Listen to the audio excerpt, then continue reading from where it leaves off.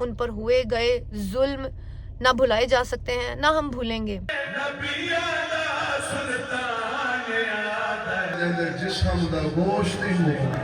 آپ کی الرجی کدھر گئی ہے اب؟ آپ اتنی کیوں شودی حرکتیں کر؟ السلام علیکم everyone, welcome to my channel, this is me Faiza Dar. I hope you all are doing well. سب سے پہلے تو آپ نے سبسکرائب نہیں کیا تو کر لیں، تاکہ جیسے ہی کوئی ولاگ اپلوڈ ہوتا ہے نیا آپ لوگوں کو اس کی نوٹیفیکیشن آ جایا کرے۔ تو جیسا کہ میں نے آپ سب کو بتایا تھا کہ 2 دن میں کوئی ولاگ نہیں بناؤں گی، کیونکہ مجالس ہیں، لیڈیز مجالس ہیں، اور لیڈیز مجالس ایسی تھی کہ میں وہاں پہ ولاگ نہیں بنا سکتی تھی۔ تو ابھی میں جا رہی ہوں دربار شاہ چند چراغ راولپنڈی۔ وہاں پر حضرت امام موسیٰ کاظم علیہ السلام کی شہادت کے سلسلے میں مجلس ہے اور تابوت کی برآمدگی بھی ہے۔ تو میں نے سوچا کہ میں اس پر بھی ولاگ بناتی ہوں اور آپ سب کو بتاؤں کہ ہم لوگ اہل بیت کے غم میں کس طرح سے مجلس کرتے ہیں۔ تو بہت سے لوگ ہو سکتا ہے اس پہ بدعت کہیں، جیسا کہ نیاز والے ولاگ میں بھی لوگ بدعت کر رہے ہیں۔ تو ایک چیز میں سب سے پہلے آپ کو کلیئر کر دوں کہ اللہ کی راہ میں ہی رزق دیا جاتا ہے، سب سے پہلے خدا ہے، خدا کی ذات ہے، اور پھر کیونکہ اس خدا کو کیسے ہم بھول سکتے ہیں جس خدا نے ہمیں 5 تن پاک دیے اور جس خدا نے یہ سب کچھ خلق کیا۔ تو سب سے پہلے خدا کی ذات ہی ہے، ہر چیز خدا کے لیے ہوتی ہے اور ہر چیز مانگی بھی خدا سے جاتی ہے، اور خدا کے لیے ہی اہل بیت نے جتنی قربانیاں دی ہیں وہ اللہ کی ذات کے لیے ہی دی ہیں۔ تو آپ لوگ پلیز ایسی بات مت سوچا کریں، دنیا میں اور بہت سی چیزیں ہیں ڈسکس کرنے کے لیے۔ آپ لوگوں کو جب بھی کوئی بدعت یا اس طرح کے فتوے لگانے ہوتے ہیں تو آپ کو سنی شیعہ کی مجالس یا اہل تشیع ہی ملتے ہیں، ایسا نہ کیا کریں پلیز۔ چلیں پھر اب چلتے ہیں مجلس پر۔ تو حضرت امام موسیٰ کاظم علیہ السلام کی شہادت ہے۔ 23 رجب کو ان کو زہر دیا گیا تھا اور 25 رجب کو ان کی شہادت ہوئی تھی۔ تو اسی شہادت کے سلسلے میں مجلس رکھی گئی ہے، جس طرح سے 12 ربیع الاول کو تعزیے نکالے جاتے ہیں، روزے نکالے جاتے ہیں، جلوس کیے جاتے ہیں، اسی طرح سے جب شہادت ہوتی ہے تو اس شہادت کے سلسلے میں مجلس ہوتی ہے۔ مجلس میں فضائل ہوتے ہیں اور مصائب ہوتے ہیں، بتایا جاتا ہے کہ کس طرح سے شہادت ہوئی تھی، اور پھر اس کے بعد ان کی یاد میں، ان کے سوگ میں جو ہے وہ تابوت، جو ایک جنازہ ہوتا ہے، وہ ان کا نکالا گیا تھا۔ یہ ارمان ہوتے ہیں، کیونکہ دیکھیں ظلم صرف کربلا میں نہیں ہوا تھا، وار صرف کربلا میں نہیں ہوئی تھی، کربلا کے بعد بھی آل نبی کو ستایا گیا تھا، ہر امام کو زہر دے کر ان کی شہادت کی گئی تھی، ہر امام کو۔ کربلا کے بعد بھی جو ہے ظلم جاری رہا تھا، بند نہیں ہوا تھا۔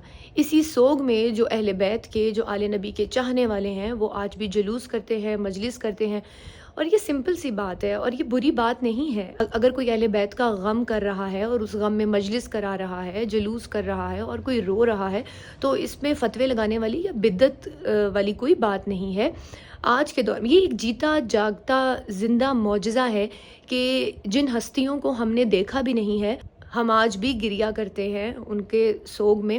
دیکھا جائے آج کے دور میں کوئی ماں باپ کے مرنے پہ سوگ نہیں کرتا، ماں باپ لوگوں کے مر جاتے ہیں تو آپ کتنا قبرستان میں جا کے ان کی قبروں پہ یا کتنا سوگ کرتے ہیں۔ دنیا داری ایسی چیز ہے کہ ہم لوگ اپنے ماں باپ، بہن بھائیوں کے مرنے پر بھی جو ہے بھول جاتے ہیں ان کا غم، اور دنیا داری میں لگ جاتے ہیں، اپنے کاموں میں لگ جاتے ہیں، کھانے پینے لگ جاتے ہیں، تہوار آتے ہیں تو وہ بھی منا لیتے ہیں، لیکن ان ہستیوں کا غم آج بھی زندہ ہے۔ تو یہ ایک معجزہ ہے آج کے دور میں کہ کوئی نہ باپ کا ہے نہ اپنے بھائی کا ہے، کسی کو نہیں پتا، ساتھ آپ کے گھر میں کوئی بھوکا مر رہا ہے یا مر جائے تو ہم اس کا سوگ نہیں کرتے۔ تو ان ہستیوں کا سوگ آج بھی جو لوگ کرتے ہیں، دیکھیں اہل بیت کا غم اور محبت صرف خدا کی ذات آپ کے دل میں ڈالتی ہے، تو اس سے بڑی اور معجزے کی کیا بات ہوگی کہ ہم لوگ ان ہستیوں کا غم کرتے ہیں جن کو ہم نے دیکھا بھی نہیں ہے۔ یہ فقط محبت ہے، یہ صرف اور صرف عشق ہے۔ انسان کے عشق میں کتنا اپنے آپ کو ختم کر دیتا ہے نا، کسی ایک کے جانے سے انسان اپنی زندگی روک دیتا ہے، اور اس کے سوگ میں پتہ نہیں کیا کیا آج کل ہو رہا ہے، کیا کیا لوگ کرتے ہیں۔ تو آل نبی کا سوگ کوئی اگر رو کے کر رہا ہے، کوئی اگر ماتم کر کے کر رہا ہے، تو یہ اس کا اور ہر کسی کے پیار کرنے کا اور ہر کسی کے سوگ کرنے کا طریقہ الگ الگ ہوتا ہے نا۔ تو ہم کسی پہ آبجیکشن نہیں لگا سکتے، کسی کی محبت پہ، کسی کی خلوص پہ ہم لوگ شک نہیں کر سکتے۔ اپنے دلوں کو، اپنے دماغ کو بڑا کریں، یہ سعادت کی بات ہے میرے لیے۔ وہ لوگ بہت ہی احترام کی جگہ ہیں جو لوگ آل نبی کی خوشیوں میں خوش ہوتے ہیں اور آل نبی کے سوگ میں سوگ کرتے ہیں، میں ان کا بہت احترام کرتی ہوں، دل سے کرتی ہوں۔ ہندو بھی آل نبی کا سوگ کرتے ہیں، آپ اور میں تو پھر مسلمان ہیں۔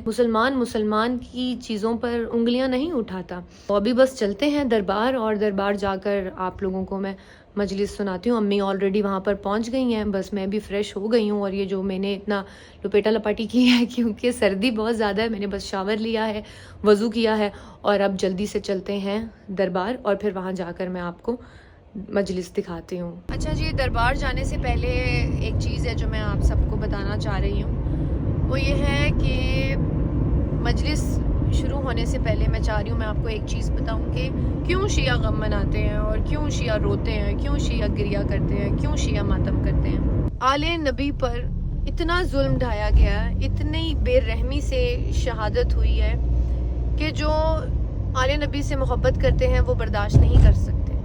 تو یہ جو گریہ ماتم اور یہ جو مجالس ہوتی ہیں یہ اسی لیے ہوتی ہیں۔ میں پوری شہادت تو بیان نہیں کر سکتی، میرے میں نہ اتنی طاقت ہے، اور آپ لوگ جا کے گوگل کر سکتے ہیں، آپ لوگ بکس بھی ہیں، اور یوٹیوب پہ ڈیٹیل میں ان کی شہادت اور ان کی زندگی پر بھی بہت سی ویڈیوز ہیں۔ تو تھوڑا سا جو میں آپ کو دربار جانے سے پہلے بیان کرنا چاہتی ہوں، وہ آپ لوگوں کے ساتھ جو شیئر کرنا چاہتی ہوں وہ یہ بات ہے کہ حضرت امام موسیٰ کاظم علیہ السلام کو 14 سال قید میں رکھا گیا۔ ان کو رسیوں اور زنجیروں سے باندھ کر، اونٹ کی پشت پر باندھ کر ان کو بصرہ لے کر گئے۔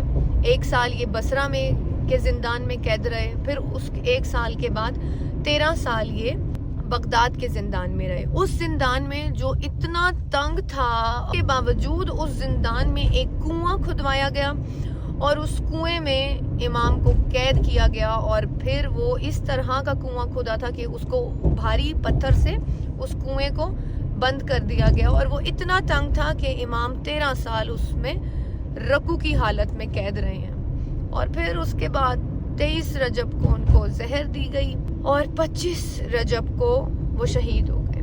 یہ میں نے آپ کو بہت مختصر بتایا ہے، بہت ہی مختصر بتایا ہے۔ اگر آپ اس کی ڈیٹیل پڑھ لیں، اور امام کی زندگی اور امام کی شہادت آپ صرف گوگل کریں، اور آپ یا یوٹیوب پہ ڈیٹیل میں اگر امام کی شہادت اور یہ 14 سال جو امام قید میں رہے ہیں، 14 سال میں جو ظلم امام پر ہوئے ہیں، اگر آپ پڑھ لیں، میں نے آپ کو تھوڑا سا بتایا، اگر آپ پوری شہادت پڑھیں تو آپ کی روح کانپ جائے گی کہ کیا ایسے بھی انسان ہیں، کیا ایسے مسلمان ہیں، ایسا ظلم کوئی کر سکتا ہے؟ کوئی انسان، کوئی مسلمان نبی کی آل پر ایسا ظلم کر سکتا ہے؟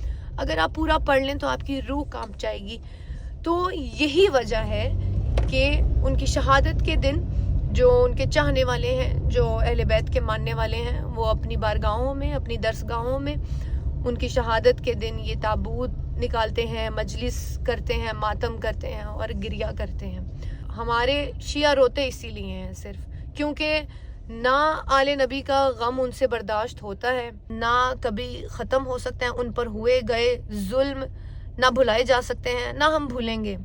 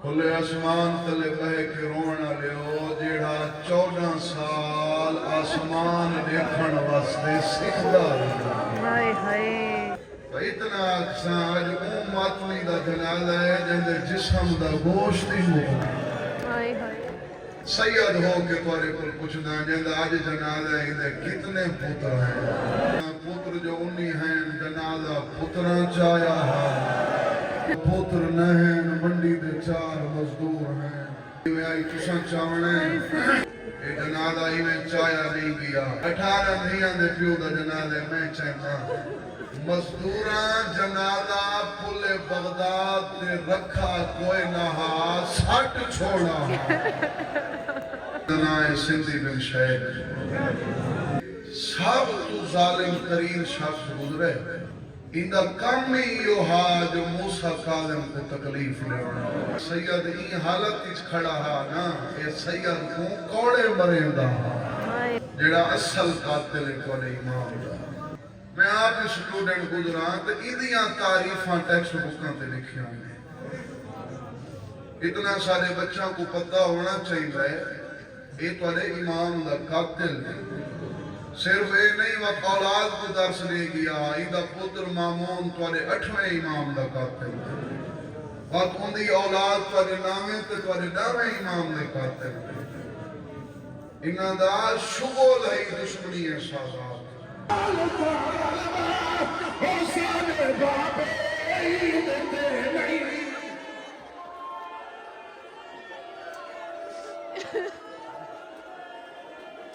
सारी छा करवा के आज रात बाबा मिट्टी ते बावे ना बगदाद बई वदा के आखे ना धिया दा धिया रोल गईया नी कादी बाबा वतन ते डाढ़ा दंद जिंदान सुनी दे ना हवा ना बहान दी था धिया दा धिया रोल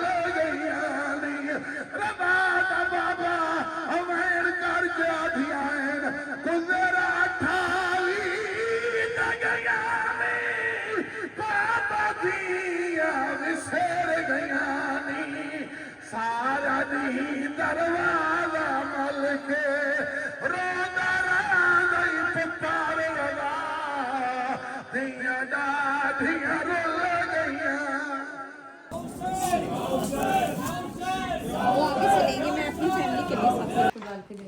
ये खुशियाँ चेक कर रहे हैं आप लोग। हलीम नजर आ गई है डारों को, डारों की खुशियाँ चेक करें जरा। आपकी एलर्जी किधर गई है अब? बेटा ये न्याज है, ये खा के कोई एलर्जी नहीं होती। ये बड़ी अच्छी बात कही आप। नींबू कम निचोड़े, फिर घर जाके कहेंगे जो शानदार था। वो तो मैं तुम्हें वैसे भी कहने लगी हूँ, घर जाके कहूँगी। घर आ गए हैं और ये जो सेब मुझे मिला है ये मुझे वहाँ न्याज में मिला है और अभी ये मैं फजर के टाइम इसको फजर की नमाज़ पढ़ के फिर मैं ये जो है खाऊंगी। फजर की नमाज पढ़ के खाएंगी। इन्हें देखो ना खाना। ये मेरा सेब है पुत्र जी। क्या कह रही हो? ये मैं मन्नत ना लेते है। ये मेरा है। अच्छा और मेरा तेरा ये मेरा अम्मी, ये मेरा है ना। मेरा नहीं है ना। दे मुझे दे अम्मी आप मेरे से तो आप इतनी क्यों शोदी हरकतें कर रही हो? दे सेब। अम्मी ये मेरा है ना, आपका मेरे बैग में है। अरे नहीं यकीन ही नहीं आ रहा। मेरा तेरा क्या है फिर? मेरा तेरा दे। सेब के पीछे मरी जा रही। सेब मेरा। मैं ज़ारा से पूछे ज़ारा ये मेरा दो इधर। सेब किसका है? सबका नहीं, अलग अलग है। आपको मेरे पे यकीन नहीं है? लो एक और आया ने, एक और आया। आप लोग इनकी शोधी हरकतें चेक करें। ये मैं इतनी शोधी नहीं हूँ, मुझे पता है ये मेरा सेब है। जाओ मेरा बैग लाओ, उसके अंदर है 2 सेब। यार अम्मी आपको क्या हो गया है? ये मेरा सेब है। कमीने ये देख लें हमारे घर में ना न्याजों पर इस तरह लड़ाइयाँ होती हैं। चवली ना मारा कर चवले ये वो देखो अगर इसमें से निकल आया फिर ये भी मेरे हैं। जाओ फिर चवलियाँ निकालो जरा। ये लो बस 1 2 3 बस। अब देखा, अब बताओ इसमें मेरा नाम देखा इन्होंने नहीं, वो वैसे है मेरा।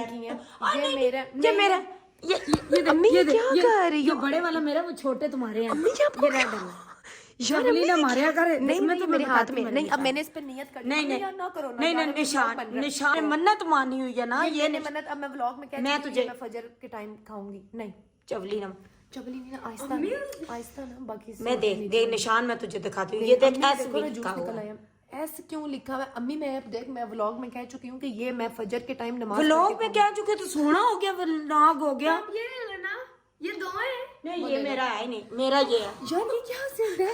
नहीं ये मेरा सेब है। आप दे दे। बताते क्या जिद है? जिद मुझे तुझे पता मैं जिद मेरा फिर बीपी हाई हो जाएगा। दे एक ते गल थे तो सना बीपी हाई दे हो दे गया। मैं तुझे निशान बताती हूँ ना, ये 3 सेब अम्मी, मैं अब रखो नियत रखो कर चुकी हूँ। 3 सेब मैं रखो। मुझे इरिटेशन अब हो रही है। रोटेशन शेशन कोई नहीं, रोटेशन ये लो अम्मी ये क्यों? तुम्हें निशान दिखा देख मेरा हाथ मेरा ये दे ये क्या?